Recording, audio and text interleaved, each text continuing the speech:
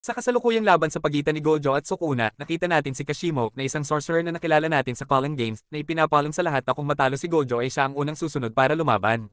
Ipinakita na kahit gaano pa niya kagustong kalabanin si Sukuna, kahit papaano ay iginagalang niya si Gojo bilang pinakamalakas sa kasalukuyang henerasyon para bigyan siya ng pagkakataong mauna.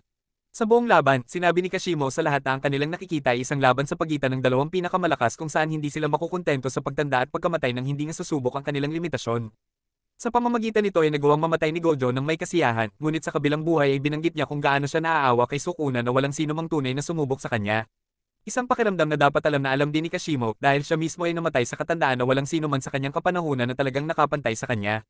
Nag-iiwan sa kanya ang matinding pagnanais na labanan si Sukuna balang araw at makabahagi sa Fallen Games upang gawin ito. At sa isang teknik na inamin niyang sisira sa kanyang sarili sa proseso. Malamang na si Kashimo ay pupunta sa laban para subukan ang kanyang buong lakas at matupad ang kanyang pangarap na lumaban sa buong potensyal at mamatay na ibinibigay ang lahat.